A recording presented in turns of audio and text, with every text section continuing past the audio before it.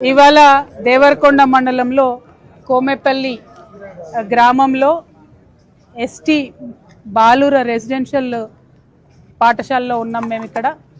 మరి పాఠశాల గురించి ప్రత్యేకంగా ఇంత దూరం ఎందుకు వచ్చినామంటే, ఒకరోజు నేను పేపర్లో వార్త చదివిన, మొన్న పడ్డ వానలకు తాళ్లు పట్టుకొని మొత్తం విద్యార్థులందరూ కూడా మరి బయటకు వచ్చిందని చెప్పి వార్తలు చదివి అసలు ఇట్లా ఎందుకైంది ఏంటి ఈ స్కూల్ పరిస్థితి అని చూడాలని ఈ దేవరకొండ ఈ నల్గొండ పర్యటనలో ఈ స్కూల్ని పెట్టుకోవడం జరిగింది.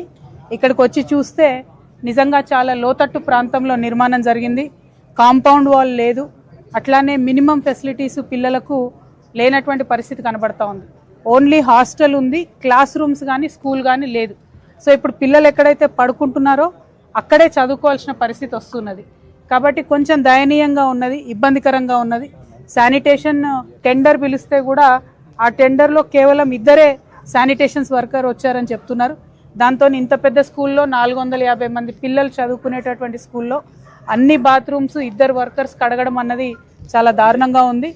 అట్లనే దోబీ లేరు, పిల్లలు కూడా వాళ్ళ బట్టలు వాళ్ళే ఉతుక్కుంటున్నటువంటి పరిస్థితి కనబడుతుంది.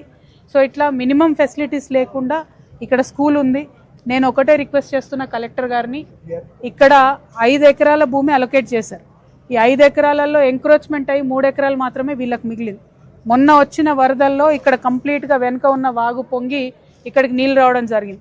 సో అర్జెంట్ అవసరమైతే ఈ 5 ఎకరాలు పంచనామా చేసి ఆర్డీఓ గారు, కలెక్టర్ గారు ముందు స్కూల్కి ల్యాండ్ హ్యాండ్ ఓవర్ చేయండి, దయచేసి కాంపౌండ్ వాల్ నిర్మాణం చేయండి.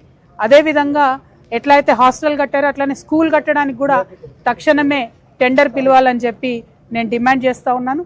పైగా శానిటేషన్ వర్కర్స్, ఫుల్ టైం దోబీలు, అన్నిటికన్నా ఎక్కువ కొంత పిల్లల్ని చూస్తే నాకు పౌష్టికాహార లోపంలాగా అనిపించింది. కాబట్టి ఏఎన్ఎం గారు ఉన్నారు, వారికి కూడా నేను రిక్వెస్ట్ చేసిన, హెల్త్ క్యాంప్స్ పెట్టండి, వెయిట్ చూసుకోండి పిల్లలదని చెప్పి నేను రిక్వెస్ట్ చేయడం జరిగింది. ఈ అంశాలన్నిటి మీద కూడా స్థానిక ఆర్డీఓ గారు, అదేవిధంగా కలెక్టర్ గారు ప్రత్యేక దృష్టి సారించాలని నేను డిమాండ్ చేస్తున్నా.